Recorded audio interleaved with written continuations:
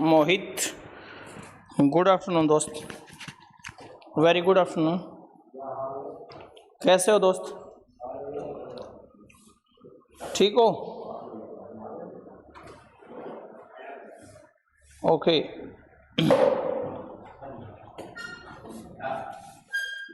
आवाज पहुंच रही है सभी तक? बिल्कुल बिल्कुल, ओके ओके ओके।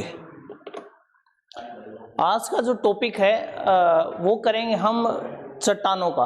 क्या करेंगे? चट्टानों का।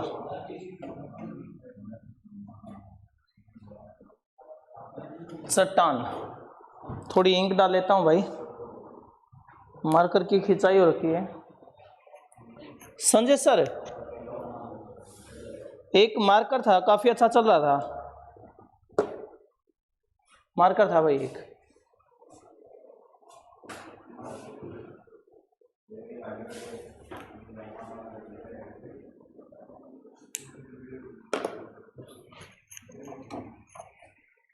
एक मार्कर देखने जोगा था, उसे ले चले हैं। ये किसी के भी हो ना, क्या दिक्कत है? टॉपिक का नाम भैया चट्टान। अभी पिछली क्लास में जो हमने किया था कल वाली में, उसका नाम था ज्वालामुखी। क्या नाम था? ज्वालामुखी। और आज करने वाले हैं चट्टान। एक्चुअल में ज्वालामुखी और चट्टान के अंदर गहरा संबंध होता है, ठीक है ना। जब विस्फोट करके बाहर निकलती है तब तो हमने उसको क्या नाम दिया था? ज्वालामुखी का नाम दिया था। और जब वो धीरे धीरे बाहर आएगी तब वो क्या कहलाएगी? चट्टान कहलाएगी। और चट्टान को लेकर के अभी हम अपना डिस्कस है उसको आरंभ करते हैं, ठीक है। सभी का कंसंट्रेट हो गया होगा। पृथ्वी की पट्टी, समझ एक बार चट्टान कहेंगे किसे? पृथ्वी की पट्टी।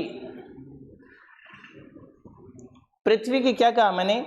पृथ्वी की पट्टी के पदार्थों को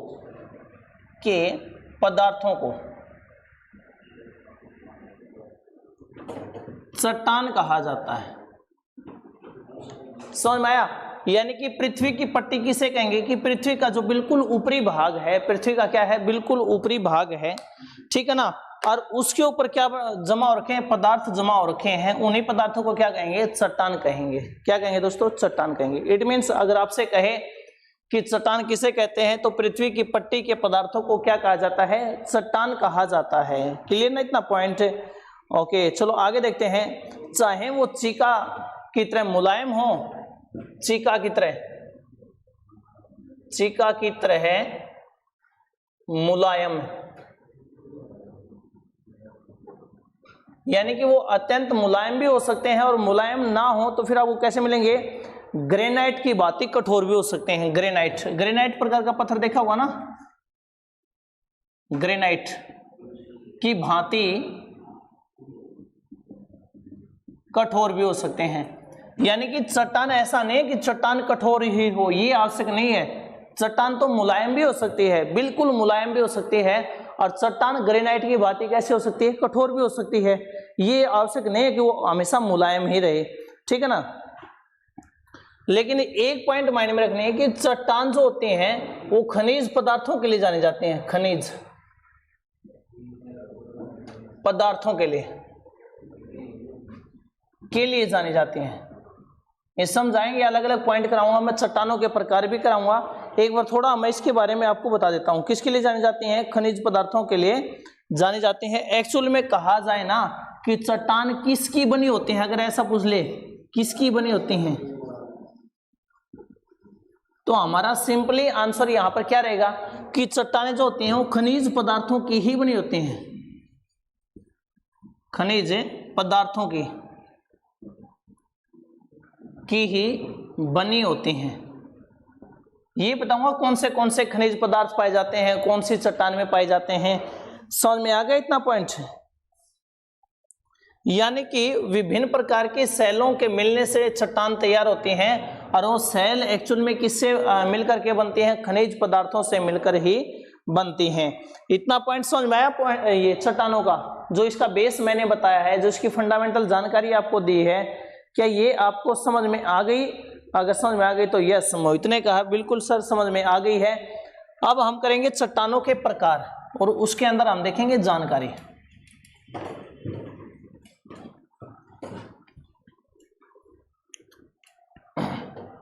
चट्टानों के प्रकार भैया, चट्टानों के प्रकार। चट्टानें कितने प्रकार की होती हैं? चट्टानें कितने प्रकार की होती हैं?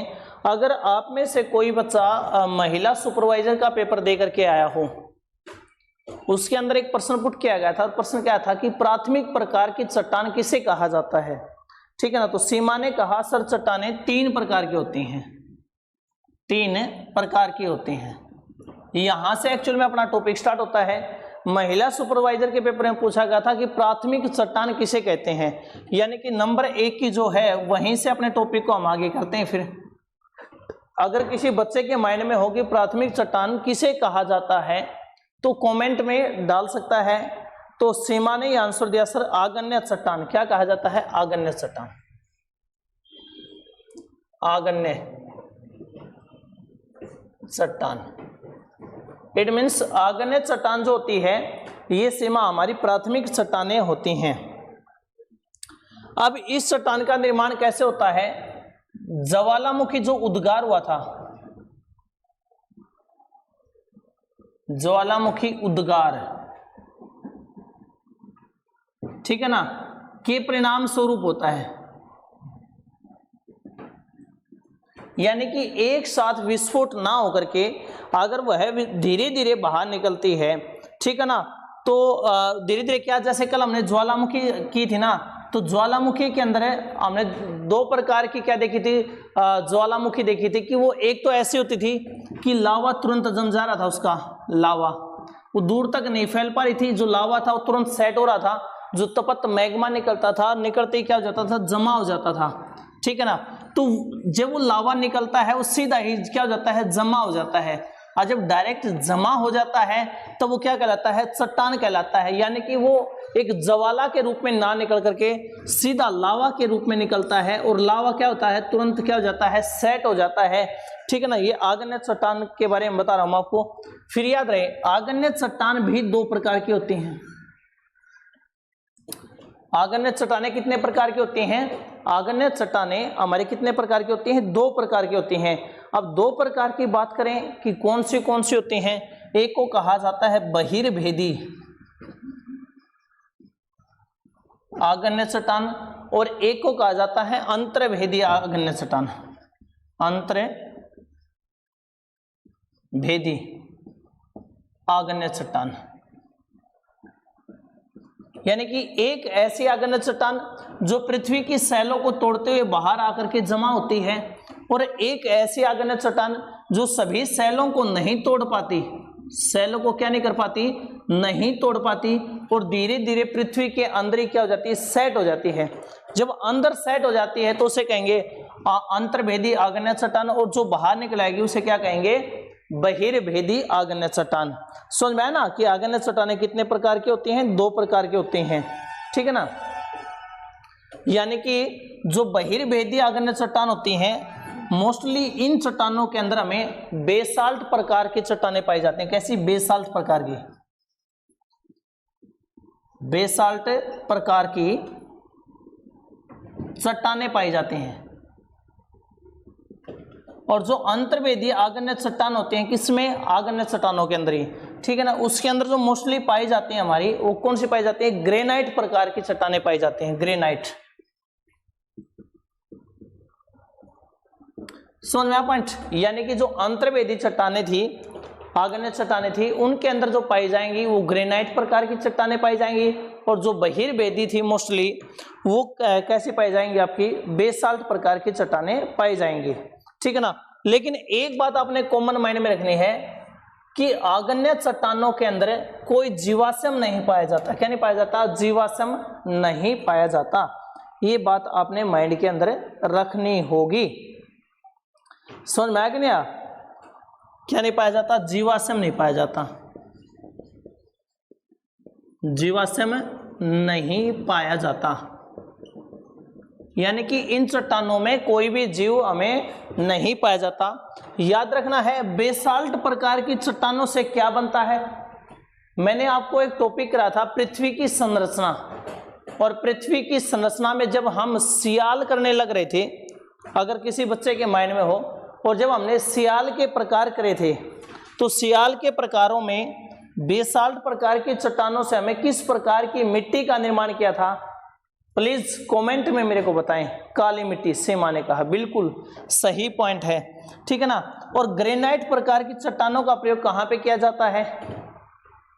अगर एग्जामिनर ऐसा पॉइंट डालता है कि ग्रेनाइट प्रकार की चट्टानों का प्रयोग या ग्रेनाइट प्रकार के पत्थर का प्रयोग मोस्टली कहां पर किया जाता है, अधिकांशतः कहां पर किया जाता है, तब आपका आंसर क्या होगा। आप सभी ने शायद देख रखे हैं ग्रेनाइट प्रकार के पत्थर, ठीक है ना। तो इनका प्रयोग जो किया जाता है वो मोस्टली रसोई घरों में किया जाता है। इनका जो प्रयोग किया जाता है अधिकांशतः कहां पर किया जाता है, रसोई घरों में। अब यहां पर समझने की पॉइंट है कि आग्नेय चट्टानें जो होती हैं वो खनिजों के लिए जानी जाती हैं, सर्वाधिक खनिज पाए जाते हैं। सर्वाधिक क्या पाए जाते हैं, खनिज। सर्वाधिक खनिज पाए जाते हैं। कौन सी चट्टानों में खनिज पाए जाते हैं, आग्नेय चट्टानों के अंदर सर्वाधिक खनिज पाए जाते हैं। अगर आपसे एग्जामिनर पूछ ले कि आग्नेय चट्टान कौन से खनिज के लिए जानी जाती हैं, तो आपने माइंड में रखना होगा जैसे सोना है, चांदी है, जस्ता है, तांबा है, सीसा है, निकेल है, ठीक है ना। ये सभी की सभी कहां पर पाए जाते हैं, आपके आग्नेय चट्टानों के अंदर पाए जाते हैं। समझ में आया पॉइंट। फिर बताता हूं कि आग्नेय चट्टानों में कौन से खनिज पाए जाते हैं मुख्य रूप से। तो फिर क्या कहोगे, आपका सोना है, आपका चांदी है, आपका जस्ता है, आपका तांबा है, आपका सीसा है, आपका निकिल है। ये सभी खनिज किसमें पाए जाते हैं, आग्नेय चट्टानों के अंदर पाए जाते हैं। तो अभी मैंने आपको बताया आग्नेय चट्टानों के बारे में। कौन सी चट्टानों के बारे में बताया है, आग्नेय चट्टानों के बारे में। अगर फर्स्ट टाइप की चट्टान आपको समझ में आ गई हो तो कमेंट करके बताएं। अगर कोई पॉइंट इनमें से समझ में नहीं आया है तो वो भी आप पूछ सकते हैं। मोहित ने कहा यस सर, आग्नेय प्रकार की चट्टानें हैं वो आपकी क्लियर हो गई। सीमा ने कहा यस सर, बिल्कुल ओके डियर। तो इसको साफ करते हैं। अब सेकंड टाइप की चट्टान को हम उठाते हैं। चलो आप तब तक कमेंट बॉक्स में डाल सकते हैं कि सेकंड टाइप की चट्टान का क्या नाम होता है। जो हमारी सेकंड टाइप की चट्टानें हैं उसका नाम क्या होता है। ओके, सीमा ने कहा अवसादी और मोहित ने भी कहा सर अवसादी। चलो हम भी डाल देते हैं। सेकंड टाइप की जो चट्टान होती है वो क्या होती है, अवसादी।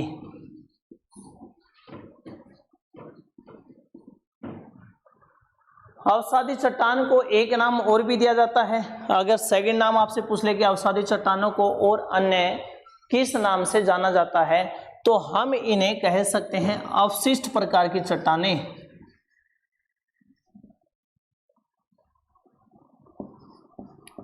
अपशिष्ट प्रकार की चट्टानें, ठीक है ना। यानी कि जो एक प्रकार से अपशिष्ट पदार्थ होते हैं जब एक स्थान पे जाकर के इकट्ठे हो जाते हैं तो उन्हें अवसादी चट्टानें कहते हैं। अवसाद प्रकार की चट्टानें होते हैं। अवसाद क्या होता है, एक्चुअल में जो हमारा बचा कुचा सिस्टम रहता है या कचरा होता है एक प्रकार सा, या फिर हम जीव जंतु एंड बैंड सब इकट्ठे हो जाते हैं तो उन्हें क्या कहा जाता है, अवसादी कहा जाता है। अवसाद कहा जाता है उन्हें, क्या कहा जाता है, अवसाद कहा जाता है। ये आपने माइंड में रखना है कि अवसादी प्रकार की चट्टानें अधिकांशतः कहां पर पाई जाती हैं। तो आपका आंसर क्या रहेगा, इस प्रकार की चट्टानें मुख्य रूप से समुद्र की तलहटी में पाई जाती हैं। समझ में आया पॉइंट। इस प्रकार की जो चट्टानें हैं, किस प्रकार की, अवसादी प्रकार की जो चट्टानें हैं वो मुख्य रूप से आपको कहां पर देखने को मिलती हैं, समुद्र की तलहटी में देखने को मिलती हैं, ठीक है ना। समुद्र की तलहटी, बिल्कुल सीमा आपका पॉइंट सही है।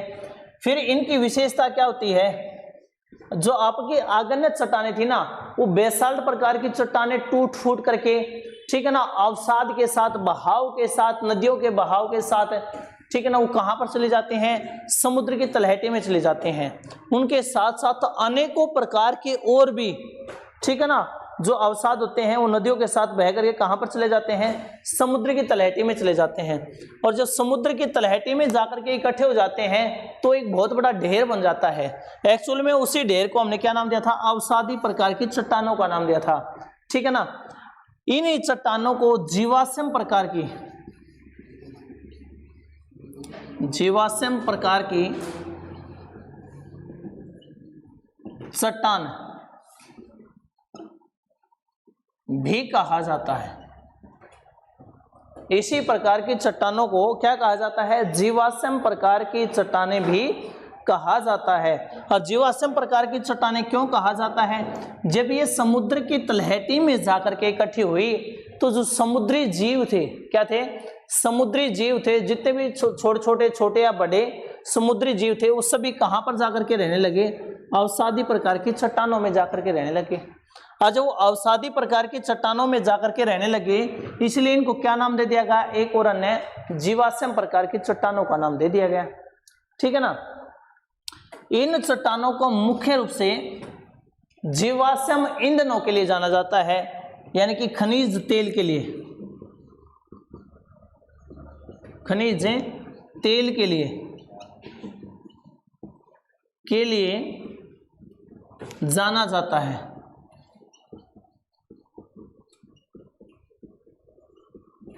समझ में आया पॉइंट, किसके लिए जाना जाता है, खनिज तेल के लिए।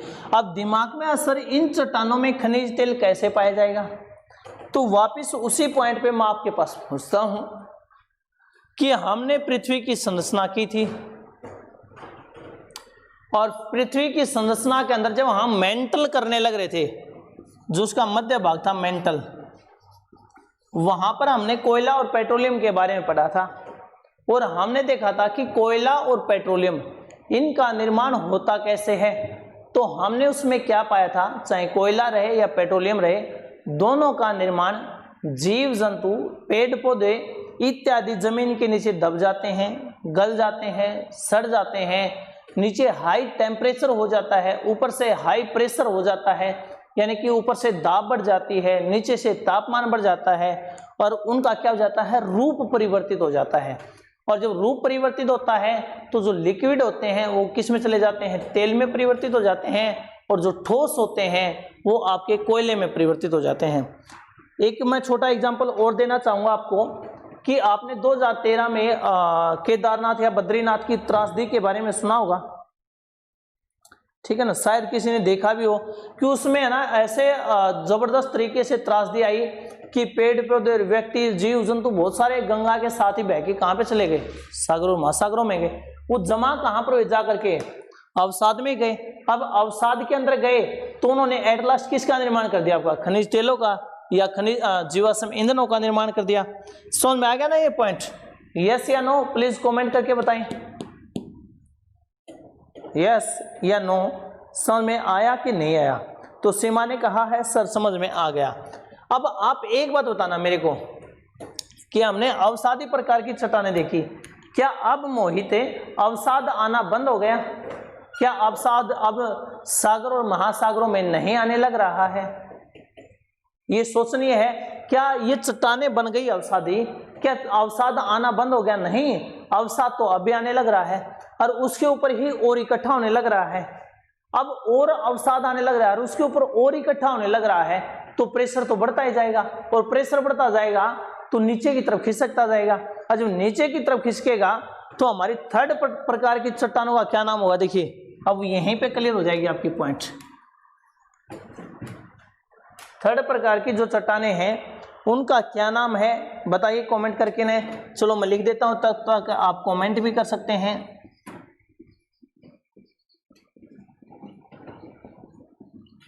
रूपांतरित चट्टानें, और रूपांतरित चट्टानों को एक नाम और दिया जा सकता है, देखो सीमा ने कमेंट किया है, कायांतरित चट्टानें, इन्हीं का दूसरा नाम है कायांतरित, कायांतरित चट्टानें, रूपांतरित चट्टानें या फिर क्या कहेंगे कायांतरित चट्टानें। यानी कि जिनका रूप बदल जाता है तो उसे क्या कहा जाता है, कायांतरित कहा जाता है या रूपांतरित कहा जाता है। अब माइंड में रखिए आप पॉइंट को, जब अवसादी चट्टानों पर, देखिए यहां पर डेफिनेशन बना रहा हूं, जब अवसादी चट्टानों पर और अधिक अवसाद बढ़ जाता है।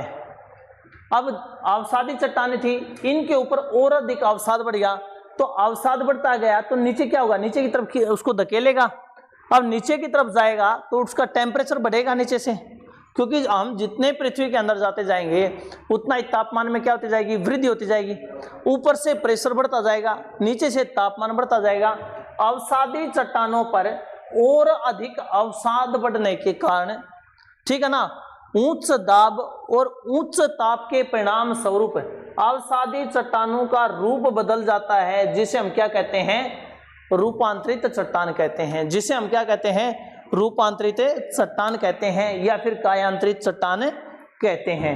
समझ में आया पॉइंट? यस या नो एक बार कमेंट करके बताना बेटा।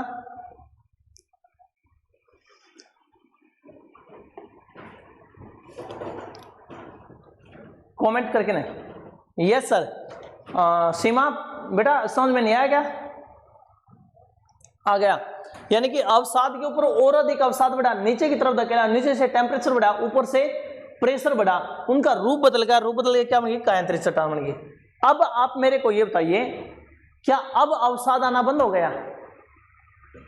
भाई हमने रूपांतरित चट्टानें बना दी या कायांतरित चट्टानें बना दी, क्या अब अवसाद आना बंद हो गया?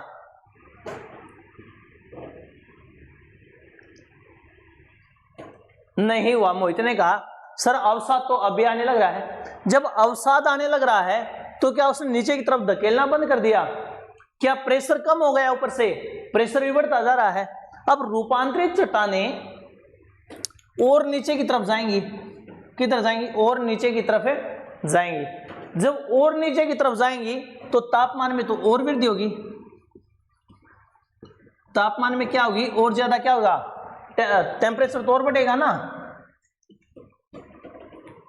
अब टेम्परेचर और बढ़ेगा तो ये जो रूपांतरित चट्टानें हैं, अब इनके साथ क्या होगा भैया जी?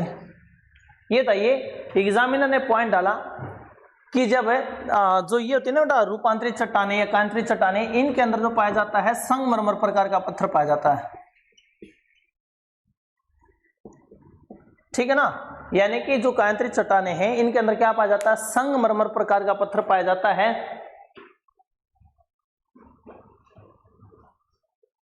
कोई बात नहीं मोहित भाई, चाय तो पीता रहूंगा ना, काम भी चलता रहेगा, ठीक है। अब देखिए संगमरमर प्रकार के पत्थर की विशेषता क्या होती है कि उसके अंदर शाइनिंग पाई जाती है। क्या पाई जाती है? शाइनिंग पाई जाती है, एक चमक पाई जाती है। आप भी पी लो भैया जी चाय, मोहित, सीमा, एनीवन जो भी जुड़ रहा है साथी, ठीक है, चाय पी लो। अच्छा देखिए, इसके अंदर एक विशेष प्रकार की चमक पाई जाती है। चमक क्यों पाई जाती है? क्योंकि अवसाद में तो खनिज पदार्थ थे, और वो खनिज पदार्थ किस में सेट हो गए, संगमरमर प्रकार के पत्थर में सेट हो गए, और उसी से क्या बढ़ गई, इसकी चमक बढ़ गई। अब ये नीचे की तरफ जाएगा तो अब क्या हुआ, आप कहोगे सर तापमान बढ़ेगा, और तापमान बढ़ेगा तो रूपांतरित चट्टानों के साथ क्या बनेगा, फिर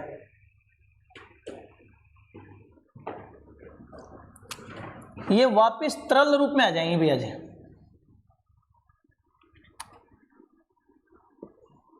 किस रूप में आ जाएंगी? तरल रूप में आ जाएंगी। इतना अधिक टेम्परेचर बढ़ जाएगा कि वापस किस रूप में आ जाएंगी, तरल अवस्था में आ जाएंगी। और जब तरल अवस्था में आएंगी तो ये वापस वही घटना, वही प्रक्रिया को क्रिएट कर देंगी, ठीक है ना, कि सेलों को तोड़ते हुए, किसको तोड़ते हुए, सेलों को तोड़ते हुए पृथ्वी से बाहर निकलने का प्रयास करेंगी जी। क्योंकि इनके अंदर तो कार्बनिक पदार्थ हैं, खनिज तेल देखा था हमने, ठीक है ना। रूप परिवर्तन बोले तो ना सीमा तरल रूप में चले जाएंगे। अब टेम्परेचर इतना बढ़ जाएगा, हमने तो देखा था कि जो क्रोड आया था ना, पृथ्वी का पिछला भाग आया था, वहां पर तो लोहा, आपका निकिल, वो भी तरल रूप में है। लेकिन उससे पहले ही जो आपकी रूपांतरित चट्टानें थी उनका रूप बदल जाएगा और तरल अवस्था में चले जाएंगे। उनके अंदर तो खनिज पदार्थ भी थे, उनके अंदर हाइड्रोजन गैस भी थी, उनमें सल्फर गैस भी थी, और उनके अंदर कौन सी आपकी कार्बन डाइऑक्साइड गैस भी थी। कल जब हमने चट्टानें की थी तो चट्टानों के अंदर आपने देखा था कि मुख्य रूप से कौन सी गैस पाई जाती है, सल्फर पाई गई थी, हाइड्रोजन पाई गई थी और कार्बन डाइऑक्साइड गैस पाई गई थी। अब वो तो यहाँ पर भी है और यहाँ पर है, तो ये वापस तोड़ते हुए पृथ्वी से बाहर निकलने का प्रयास करेंगे। किसको तोड़ते हुए? सेलों को तोड़ते हुए। अब या तो तोड़ करके पृथ्वी से बाहर निकल आएंगे, बाहर निकल के आएंगे, या फिर अंदर आएंगे, बहिर्वेदीय आग्नेय चट्टान या अंतर्वेदीय आग्नेय चट्टान। देखिए प्रक्रिया, इस पृथ्वी पर जो कुछ भी पाया जाता है वो सब कुछ लिमिट में है, अनलिमिटेड कुछ नहीं है, ठीक है ना। एक फिक्स है, सिर्फ उसके रूप बदलते हैं, सिर्फ उसका जो है ना एक जो चक्कर होता है वो घूमता है। और वापिस बाहर आई आग्नेय चट्टान। आग्नेय चट्टानों में टूट फूट हुई, कौन सी चट्टाने? अवसादी चट्टान। अवसादी चट्टानों पर और अधिक अवसाद बढ़ा, कौन सी चट्टान? रूपांतरित चट्टान। रूपांतरित चट्टान और नीचे गई तो कौन सी बनी? तरल अवस्था। और तरल अवस्था ने वापस किसको तोड़ना आरंभ कर दिया? सेलों को। और तोड़ते हुए कहां पे निकल के आई? बाहर निकल के आई। और बाहर निकल के आई तो फिर कौन सी चट्टान? ये जो रिसाइकल है, ये जो एक प्रकार का पहिया है, ये निरंतर इसी प्रकार से घूमता रहता है, ठीक है ना, जिसे हम चट्टानों के रूप में पढ़ते हैं। तो एक बार कमेंट करके मुझे ये बताएं कि चट्टानों के बारे में आपको समझ में आया कि चट्टानों के बारे में समझ में नहीं आया। अगर नहीं आया तो प्रश्न पुट करें, और आया तो अब मैं प्रश्न डालूंगा और आप आंसर देना। बिल्कुल आ गया, वेरी गुड भैया जी, एक्सीलेंट। अगर आप पढ़ना चाहते तो आपको समझ में आया, अगर मैं नहीं पढ़ाना चाहता था तो इट मीन्स आपको समझ में नहीं आता। ये तो सिंपली बात हुई, है कि नहीं? चलो इसको मैं साफ कर देता हूं एक बार, चट्टानों को। चलो तब तक मैं कल वाले टॉपिक से 2-4 पॉइंट डालता हूं, प्रश्न डालता हूं, और वो आपने देने हैं मोहित और सीमा, जो भी साथी जुड़ रहे हैं। फर्स्ट प्रश्न कल ज्वालामुखी की थी, तो 2-4 प्रश्न ज्वालामुखी से डाल देता हूं, फिर इसके डालता हूं। अब ये बताइए, ज्वालामुखी विस्फोट के अंदर सर्वाधिक मात्रा में क्या निकलता है?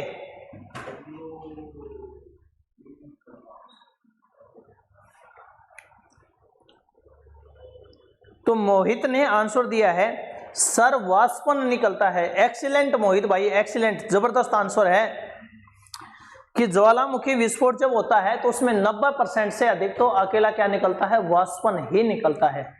जिस स्थान से ज्वालामुखी विस्फोट होता है उस स्थान को क्या कहा जाता है?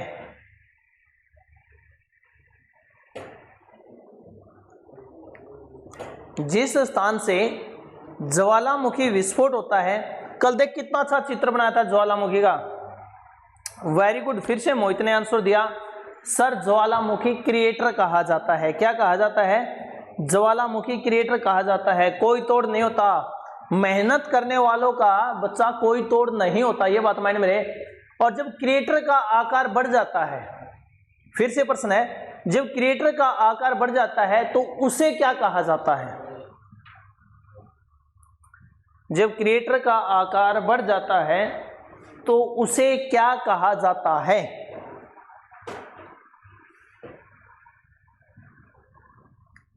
जब ज्वालामुखी के अंदर से वो सभी चीजें निकलती रहती हैं धीरे धीरे धीरे धीरे, जब उसका मुंह काफी ओपन हो जाता है, काफी खुल जाता है, ठीक है ना, उसे उसका जो मुंह होता है जहां से निकलते हैं उसे क्रिएटर कहते हैं। अब जो उसका काफी चेहरा खुल गया ऊपर से तो उसे क्या कहेंगे? याद नहीं है मोहित, सीमा? उसे क्या कहा था हमने? कोलेडेरा का नाम दिया था। क्या नाम दिया था? कोलेडेरा का नाम दिया था, कोलेडेरा। आ गया माइंड में? यस या नो? कोलेडेरा माइंड में आ गया? कल मैप के अंदर बना करके दिखाया था, कोलेडेरा ऐसा होता है, क्रिएटर बिल्कुल उसके मुंह पे। Yes sir. ओके, ये बताइए कि ज्वालामुखी का आकार कैसा होता है? ज्वालामुखी किस आकार की होती है? शंकु आकार की। वाह भाई वाह, एक्सीलेंट। ज्वालामुखी कितने प्रकार की होती हैं?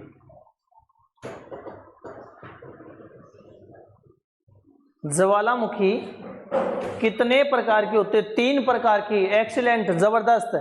अकेला आंसर देने लग रहा है ना, क्या बात है, कॉन्फिडेंस लेवल, वाह भाई वाह। ये बताइए, सर्वाधिक विनाशकारी ज्वालामुखी को क्या कहा जाता है? सर्वाधिक विनाशकारी ज्वालामुखी को क्या कहा जाता है? एक्सीलेंट, जबरदस्त। प्रसुप्त ज्वालामुखी कहा जाता है, क्या कहा जाता है? प्रसुप्त ज्वालामुखी कहा जाता है। चलो ये बताइए कि विश्व की सबसे बड़ी जागृत ज्वालामुखी का क्या नाम है? विश्व की सबसे बड़ी जागृत ज्वालामुखी का क्या नाम है?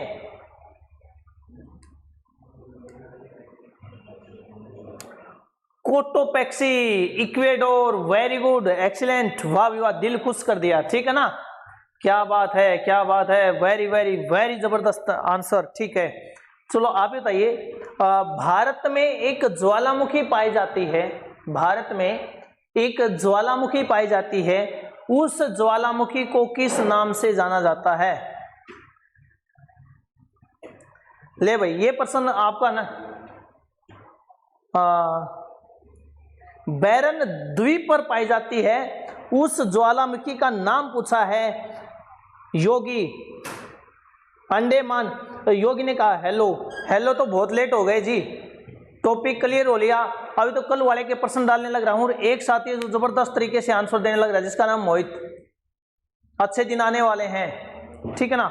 मैंने कहा जो अंडमान निकोबार पर भारत की एकमात्र ज्वालामुखी पाई जाती है, उस ज्वालामुखी का नाम क्या है? उस ज्वालामुखी का नाम पूछा है। नारकोंडम, वेरी गुड मोहित, वेरी गुड, जबरदस्त जबरदस्त जबरदस्त। ओके, फिर ये बताइए कौन सी चट्टानों को, ले भैया जो भी दूसरा साथी, आज की क्लास आपकी 3 बजे तक रहेगी, सीमा, ठीक है ना?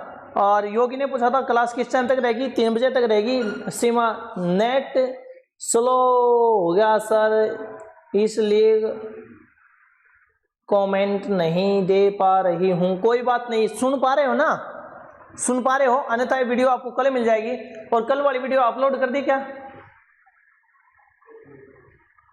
ये ऑपरेटर हंस रहा है, मैंने पूछा इसे कल वाली वीडियो अपलोड कर दी, हंस रहा है, शायद कल इसने रिकॉर्डिंग ना की हो, मेरे को ऐसा लग रहा है। और इतना जबरदस्त टॉपिक था भी आज कल का, फिर कराऊंगा कभी ज्वालामुखी वाला, कोई बात नहीं। चलो ये बताइए सर्वाधिक खनिजों के लिए कौन सी चट्टानों को जाना जाता है? ले भैया, आज वाली का प्रश्न है आपका। सर्वाधिक खनिजों के लिए कौन सी चट्टानों को जाना जाता है? आंसर अवसादी, मोहिते, सीमा, अवसादी, दोनों गलत कर गए पुत्रे, दोनों ही गलत कर गए। मैंने पूछा सर्वाधिक खनिजों के लिए कौन सी चट्टानों को जाना जाता है? आग्नेय चट्टानों को। देखो मैंने आपको बताया था, हाँ मोहित आग्नेय, वेरी गुड। सीमा, दोनों चेंज कर गए, वाह भी वाह, क्या बात है, ठीक है ना? तो क्या आएगा? आग्नेय चट्टान। लेकिन अगर ऐसा आ जाए खनिज तेलों के लिए कौन सी चट्टानों को जाना जाता है? योगी ने कहा आग्नेय। खनिज तेलों के लिए कौन सी चट्टानों को जाना जाता है? तब आपका आंसर क्या रहेगा? हाँ सीमा, ये सही है। फिर आपका क्या रहेगा? अवसादी रहेगा। फिर क्या रहेगा? अवसादी रहेगा। समझ में आया कि नहीं? फिर क्या रहेगा आपका? अवसादी रहेगा। Okay, very good very good very good very good. Yogi ने भी कहा अवसादी, मोहित ने भी कहा अवसादी, सीमा ने भी कहा अवसादी। आप ये बताइए मेरे को, किस प्रकार की चट्टानों के अंदर ग्रेनाइट प्रकार का पत्थर पाया जाता है? किस प्रकार की चट्टानों के अंदर, योगी ने कहा रूपांतरित। योगी बाद में आता है, आंसर देता है, कान पकड़ ले वहीं पे। हाँ मोहित, वेरी गुड, एक्सीलेंट। आग्नेय चट्टानों के अंदर ही क्या पाया जाता है? ग्रेनाइट प्रकार का, हाँ अंतर्भेदी, वेरी गुड वेरी गुड, इसे कहते हैं कंसंट्रेशन। अरे कि योगी है जो बाद में आता है, गलत आंसर देता है, ठीक है ना? कान पकड़ ले। चलो अभी छोड़ दे, कोई बात नहीं, छोड़ दे अभी, ठीक है? तो दोस्तों अगर आज का टॉपिक आपको समझ में आ गया हो, कल वाले के बहुत सारे प्रश्न मैंने रिपीट कर दिए हैं, तो एक बार यस बोल दें, ठीक है? कल फिर मिलूंगा, सुबह 9:15 बजे मिलूंगा, करंट अफेयर के साथ मिलूंगा दोस्तों। आज के लिए आपका बहुत बहुत धन्यवाद। जय हिंद, जय भारत, नमस्कार दोस्तों।